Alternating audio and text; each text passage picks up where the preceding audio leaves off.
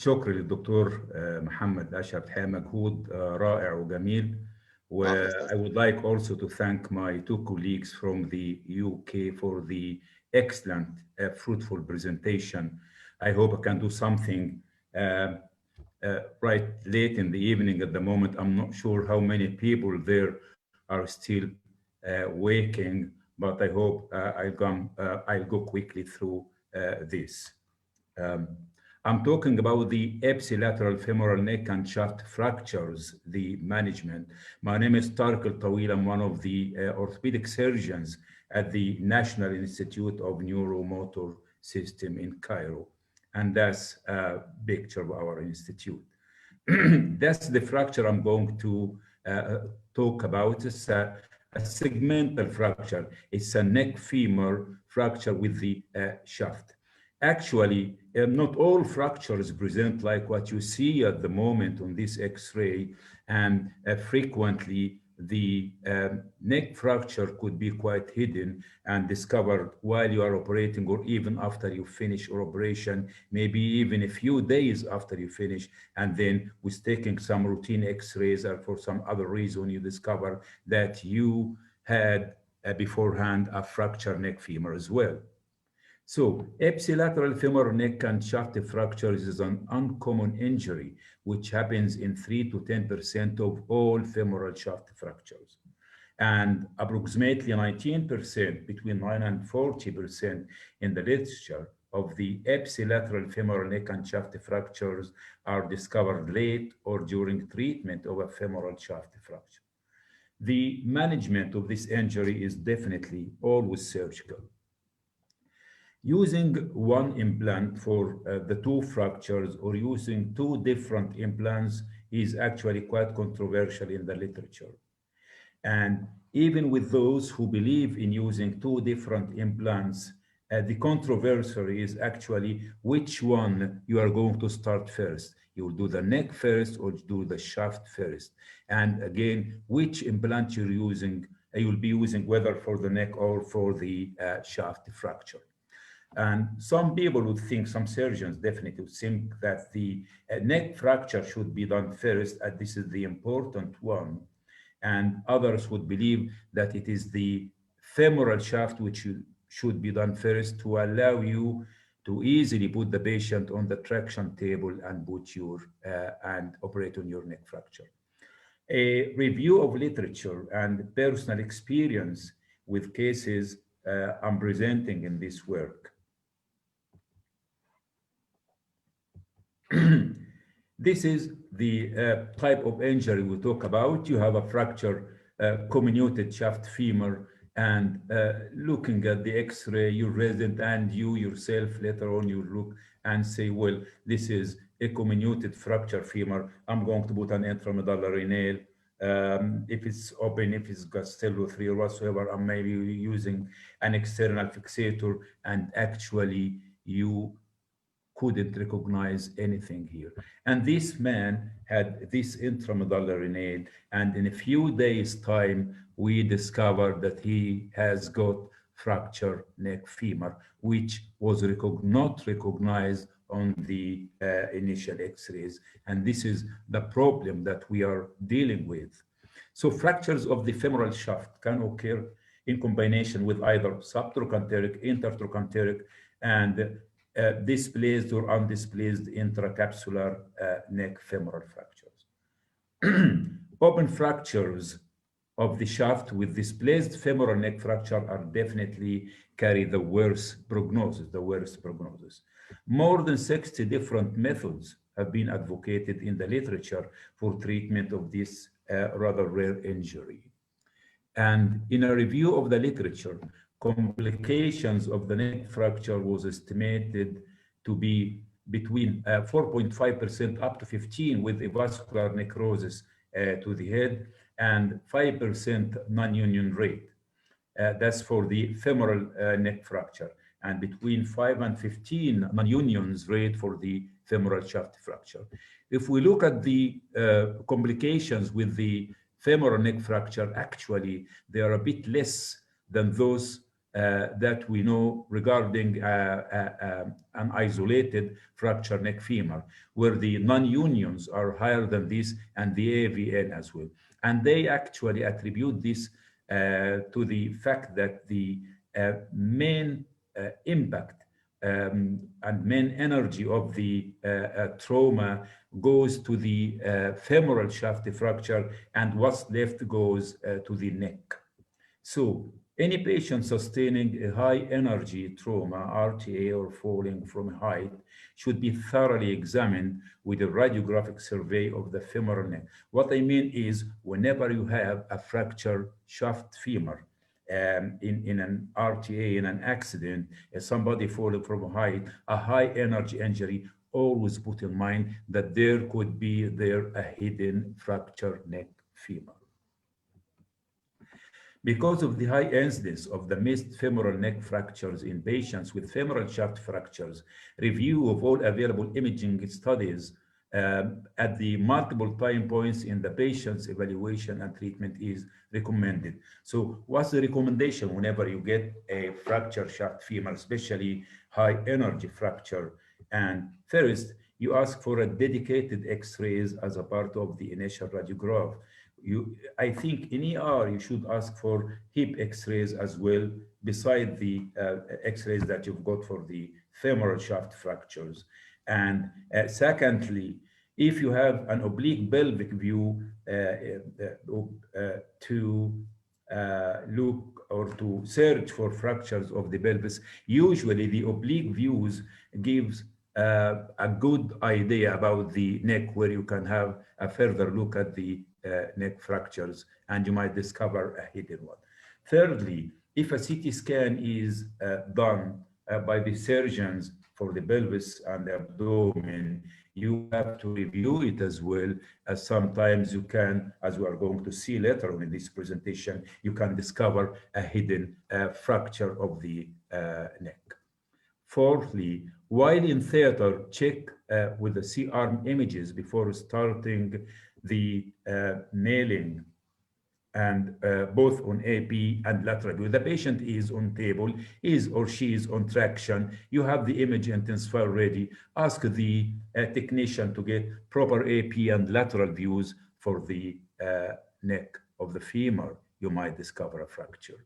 Fifth, the hip fluoroscopic images and X-rays should be obtained after femoral stabilization with the hip at 10 or 15 degrees, 10 to 15 of internal rotation, to give you a proper AP and to check that you didn't miss a hidden fracture of the neck. Finally, dedicated post-operative hip X-rays should be obtained before leaving the operating room. So when you finish operation, when the patient is down, ask the radiographer to bring his machine and do X-rays before leaving theater. The same protocols were declared by Tornetta and his colleagues in 2007, and they gave a protocol of 4 points. We've mentioned 6 points beforehand, and they claim that they reduced the delay in diagnosis by 91% in comparison to the year before they use this protocol. That's something which is very good, actually. I wanted actually to put this interesting table, which belongs to the last century, to the 20th century, in the 90s, and somebody calculated the percent of missed fracture neck femur when they were doing the shaft fractures, and in 97 those guys found 30% missed neck fractures, 93 31, 93 again some 31, and Yang in 98 missed 57% of the femoral shaft fractures had missed femoral neck fractures. That's actually very high. The best treatment of these fractures is still controversial when you go and open your laptop or your mobile and look into the literature up to this year 2020. Still there is a debate which is the best way to treat and which fracture to treat first. So um, while most of the people definitely giving some more attention to the femoral neck fracture.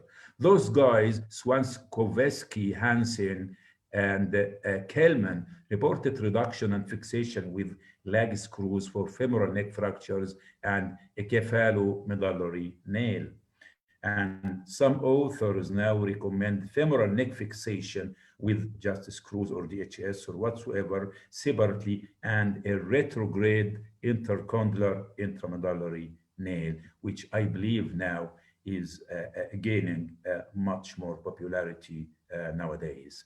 The use of a hip compression screw and long side blade also had been reported, or using DHS with a long plate. I personally have used this.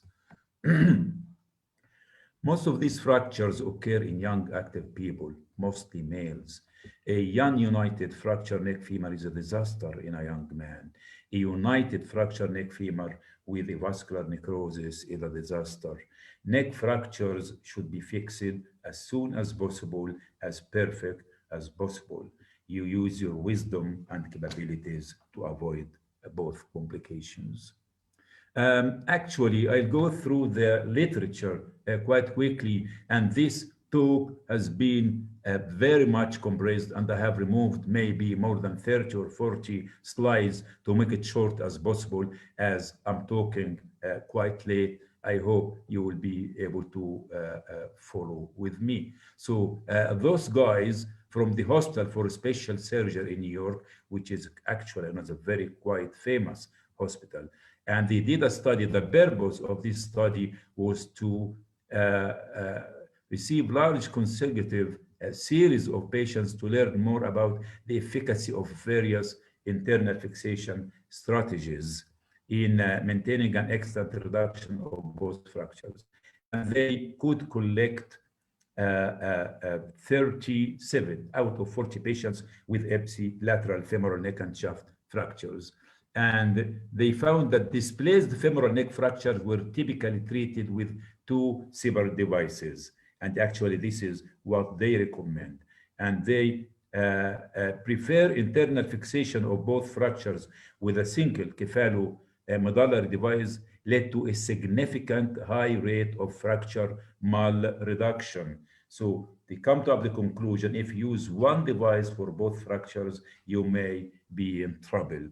And they recommended to use two devices for the two fractures. This is actually a summary of what they recommend. The neck femur will have separate fixation with whatever you prefer, and the shaft will be fixed ideally with a retrograde intramedullary nail. And that's what we have just said. This is an important recommendation, actually, if you are going to nail the shaft before fixing the femur, before fixing the neck fracture, you have to do over-reaming of up to 1.5 to 2 millimeters over-reaming of the size you are using to allow a traumatic nail passage, so you can easily pass your nail without disrupting the femoral neck fracture, and then you apply traction and do your fixation whatever way you like, cannulated screws, DHS with an anti-rotation screw, whatever you prefer. The anesthetist should be aware of the nature of the operation. Proper relaxation is necessary in all cases, especially if manual traction is the primary reduction force.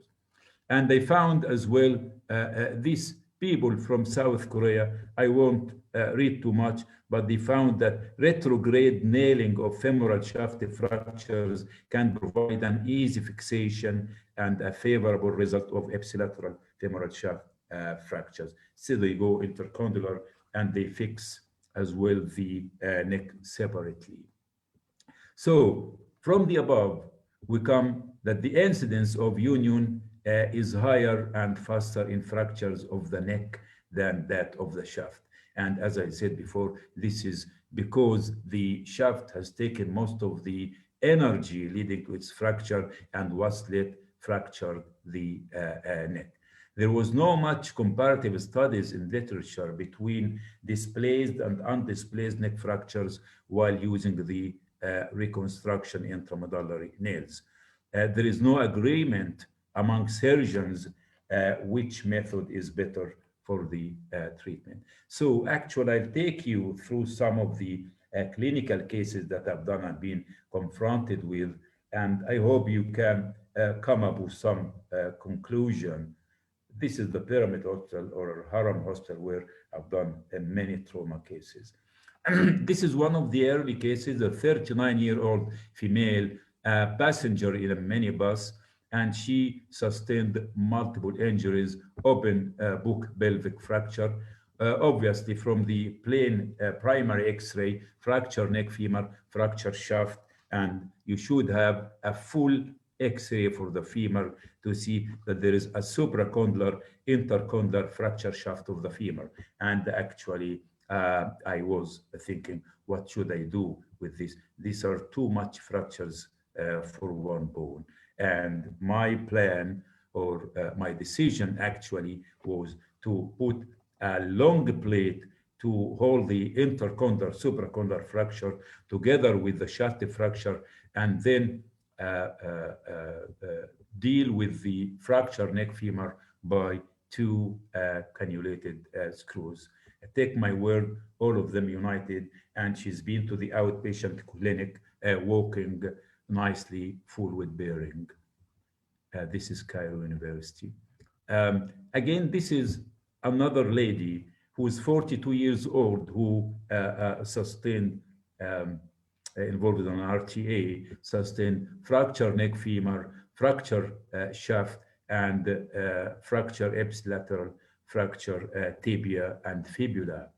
And actually, I gave priority to the neck of the femur, put this DHS and the anti-rotation cannulated screws. You may see from the fracture, sorry, I don't have the pre-op x-rays, but this is bowel 3. It's a very vertical fracture, and I thought a combined DHS and anti-rotation would work better for this highly unstable fracture neck femur.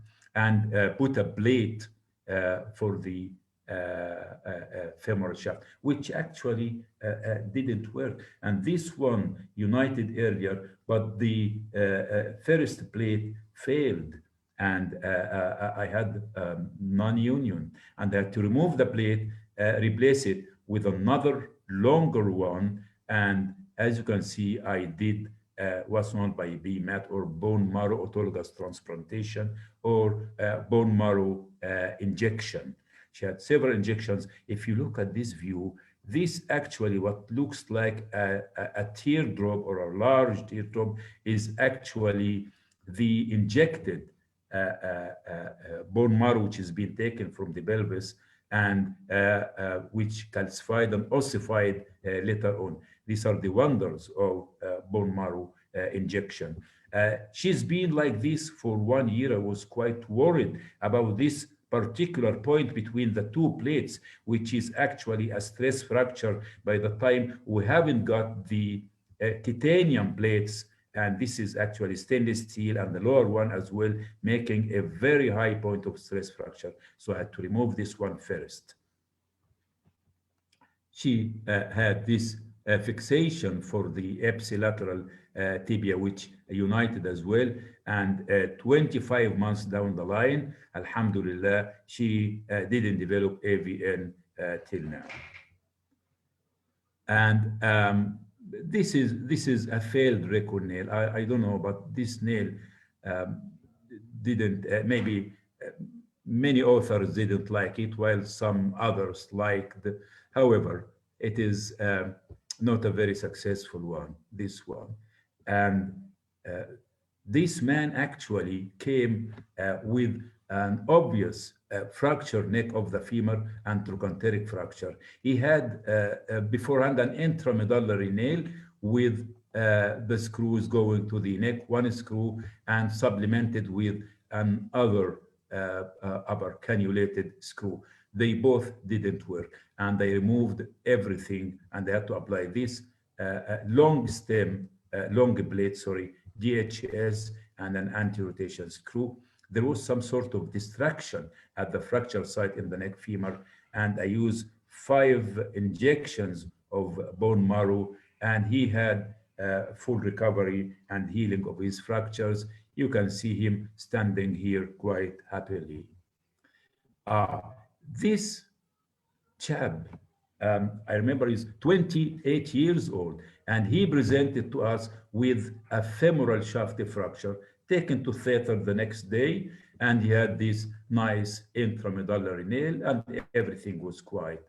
And I came next morning, and unfortunately, I lost the pre-op X-ray and recognized or could notice a fractured neck femur, an undisplaced fractured neck femur here. And I decided to take him to theater and pass 2 screws. We didn't remove anything, just kept everything in position.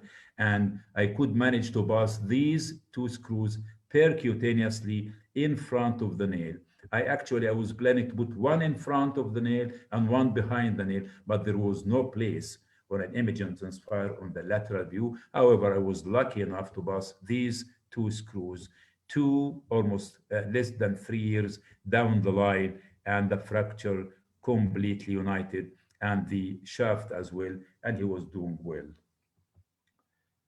This is the man I've shown you before. Actually, this man had multiple injuries, fractured shaft and fractured tibial plateau at the same side as well.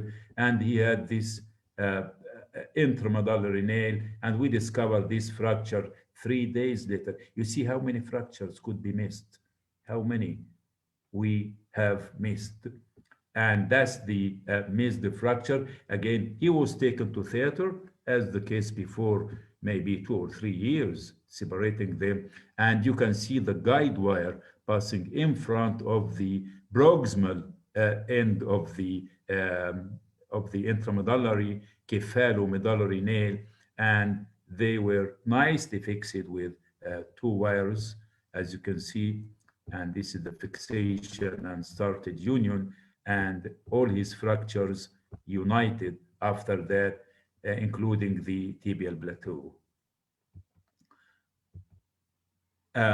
This is another guy, and you notice that most of them actually have multiple trauma, many fractures, and this goes exactly with the literature. So what I advise you, whenever you have a shaft femur and some other fractures, suspect, you should have a high suspicion that this femur could have a femoral neck fracture as well. This is a 20-year-old man. He was driving his car quite at a very high speed. He sustained an RTA when came with multiple fractures. He referred to us from a hospital, and they did nothing but kept him in these 2 Thomas splints. And he sustained. This is T11, comminuted thoracic vertebra number 11. He had fracture acetabulum, minimally displaced fracture acetabulum, and 2 open Gastello 2 femoral fractures, referred to us 2 or 3 days after the injury. So I looked into the necks, quite innocent, no problem. I'm going to do this. This is the clean one. I will do an intramedullary nail, and this is the less clean one. I'm a bit suspicious. I'm going to put an external fixator, and it was done. So we put the nail and we put the external fixator. The boy was not going quite well. So the surgeons asked for a CT. And with the CT, the radiographer, the head of department of radiology, the radiologist, I'm sorry, rang me and said, Tarek, I'm sorry to tell you that you missed a fractured neck femur.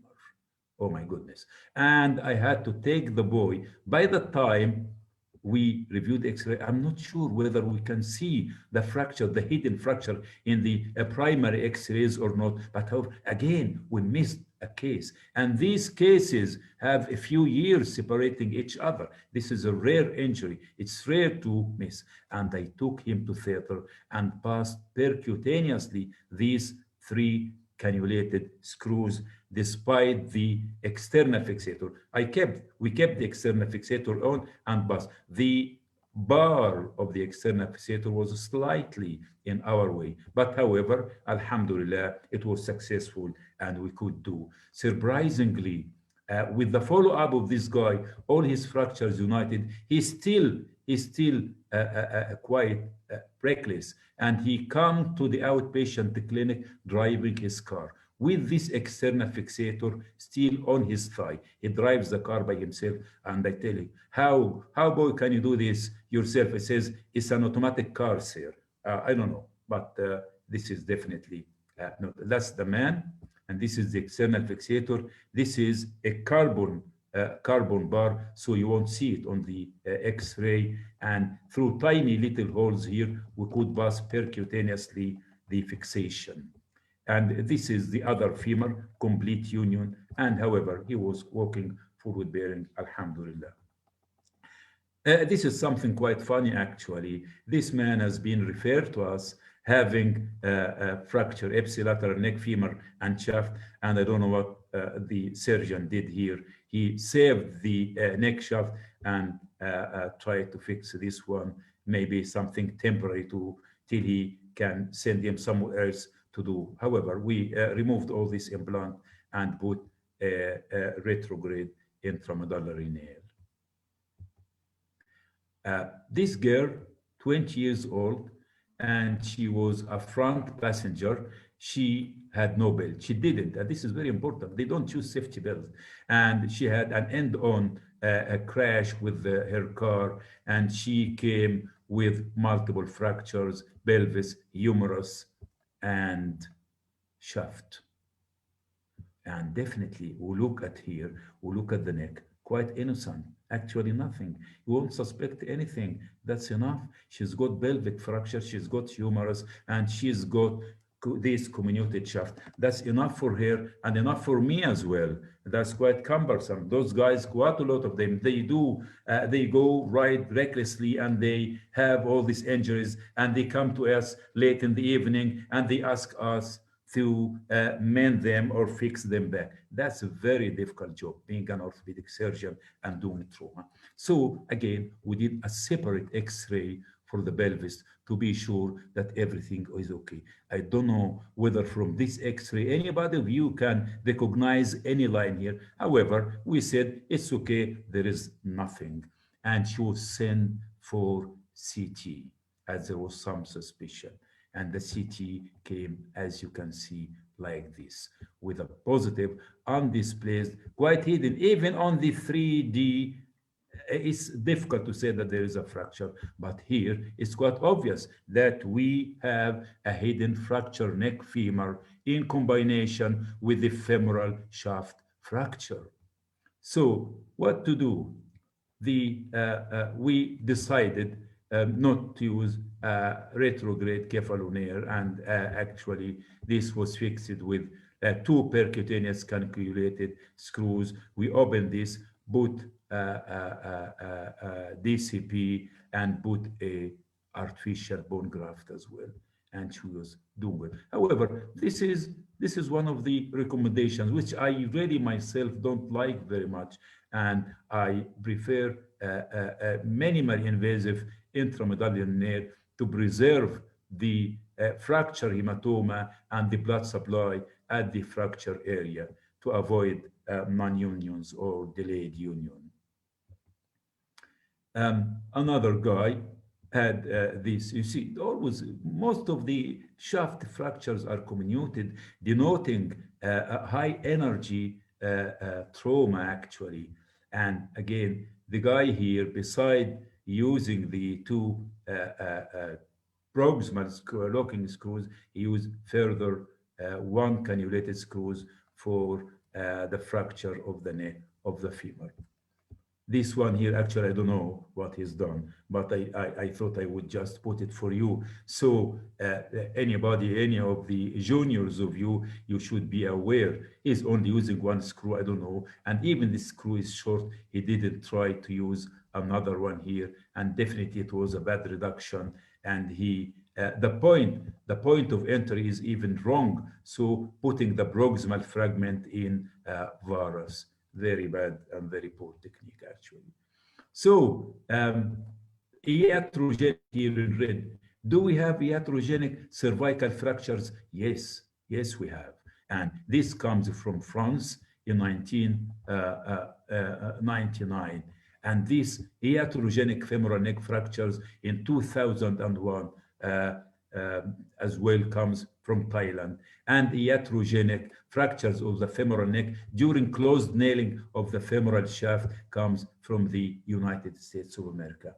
Does it ring any bells? Yes, it does. You should be aware. You should be quite familiar. Intramedullary femoral nails are not for junior persons to do. You should be quite aware. If you are learning, should have your senior or your consultant with you, because the point of entry is quite important. And the reaming and the hammering of the nail, choosing the proper size and the proper reaming for the nail, these are very important to avoid iatrogenic fractures. Now, look on this extensive study. This comes from the, I think, from Edinburgh, and sorry, it comes from Dublin, I think. However, they are reviewing quite a lot, a very big number of patients, almost 3,000 patients, and they had only 89 patients with ipsilateral fractures. This is very narrow, 3.2% of all fractures. And their data indicate that even with a negative preoperative computed, what they did a lot of CT scans for the fracture shaft femur, and they didn't discover. And a few days later, it was found to be there is a fractured neck femur. So even CTs, it doesn't mean that you don't have to do. No, you have to do a CT. Then whatever happens is not your responsibility. What can you do further? And oh yes, this is the one from Dublin, from Ireland. This is a very nice. They studied single versus separate implant fixation for concomitant ipsilateral. They compared the single versus the multiple, and they collected the studies. It's a huge study between 92 and 2018, and they are assessing 173 patients. And at the end of the day, they found no significant difference could be inferred between either treatment strategy, whether use one implant or use two implants. Very recently, 2019, this paper comes and say they didn't find much different. Again, this is ipsilateral proximal femur shaft treated with hip screws and reamed retrograde intramedullary nail. I like this. This is what's actually quite acceptable worldwide right now. You do a retrograde reamed nail quite safely. You fix your femur, and then you give your maximum attention to the femoral neck fracture. And this is how they fix it. That's a femoral neck and shaft. They do a retrograde intercondylar nail, and then they deal with the femoral shaft, whether by DHS and anti-rotation or whatsoever you like and you prefer. This is just, I wanted to show you because we are in 2020. I hope that this year will go in peace, goodbye, and we hope a new happy new year to everybody. And this nice work or nice implant actually comes from China. And I wanted to show you the people on the other side of the world, what they do. They use a plate here and another plate, connecting them with two strong rods with the MIPO technique, minimally invasive. And they have done 14 cases, and they had 12 successful complete union with 12 cases. So in conclusion, concomitant ipsilateral neck shaft fractures are not common. The neck fracture could be missed. A high index of suspicion should be taken with any femoral shaft, especially high energy multiple trauma patient. The neck should be carefully screened by X-ray and CT scans before you operate. If the neck fracture was diagnosed before operating on the shaft, and if it is either displaced or undisplaced. So you have a neck femur, you have a shaft femur, if it's displaced or undisplaced. If neck fracture is displaced, it's highly recommended to fix both fractures by two different devices because it's displaced. Cannulated screws or DHS for the neck according to the whatever you like, plus reamed retrograde nail or compression or locking plate for the shaft or a long DHS if you have undisplaced neck. If the neck fracture is undisplaced, you may use one device for both, whether a recon nail or others like a long plate DHS. If the neck fracture was diagnosed after fixing the fracture, now this is the problem. This is the problem that have been facing in many cases that you've shared. Usually the fracture could be undisplaced or minimally displaced. In this case, fix it according to the level and displacement and the implant used for the shaft. Because the shaft could be a plate, it could be a retrograde nail, it could be a cephalomedullary nail. If there is an intramedullary nail, then try to pass cannulated screws in front of the nail while keeping it in position. Sometimes it could be difficult with small necks and large proximal end of the screw. If the shaft is fixed with a plate or an external fixator, you manage accordingly. That's me when I was quite young, and that's Graham Abley, one of the great surgeons in England. From him, I learned a lot. This is at the Royal College of Surgeons of England, as you can see from the back. May God bless his soul, and I still remember his marvelous, fruitful lectures. Thank you very much. Thank you so much, Professor Tarek, for this marvelous talk. يعني هو من جمال التوك, most of our attendees are still present till the end of the day, sir. يعني هو بصراحة يوم أكتر من رائع about a very important topic that can be easily missed from any one of us. Yes, sir. Dr. Saad, you are the moderator with Professor Tarek. Any questions for Professor Tarek? Yes, there is a question. Which better to start with, neck or shaft? By your experience, sir. Well, actually, as I mentioned before, the neck fracture is the important one. I mean, if I have a non-union or a vascular necrosis in a relatively young person, this is catastrophic. If I have a non-union or delayed union in a shaft femur, I think I still can treat it, can delay with it. The complication is not as expected in a fracture. No. So I usually start with the neck. And you will ask me how?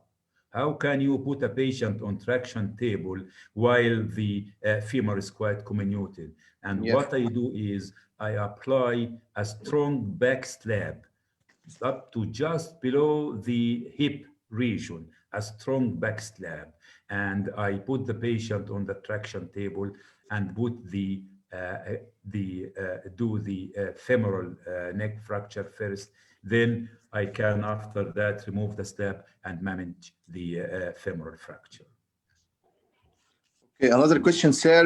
Is the incidence of AVN depend on the time of attending of the fracture? Well, this is very, very difficult and very controversial, and many studies went through this, and actually I couldn't find a clear answer for that, because many cases, even with undisplaced femoral shaft fracture, when it comes single, you still can develop AVN. And some cases on some papers, and in my own experience, I have done massive numbers of fractured neck femur with cannulated screws with very high success. And even I have reductions more than 2 months, and I had follow-up for more than 2 years for them, and vast majority of them united with minimal AVN. So actually, we just get back to the rule. The more displacement and the more time you neglect the fracture, the more likely the AVN is. Another question: does the outcome differ whether the neck femur fracture was heterogenic or from the primary injury? Does the what? Sorry, can you do it? Say it The again. outcome. Does the outcome differ whether the neck femoral fracture was heterogenic or from the primary injury? Yes, to be honest with you, yes. Because with iatrogenic fracture, actually, it's with minimum displacement.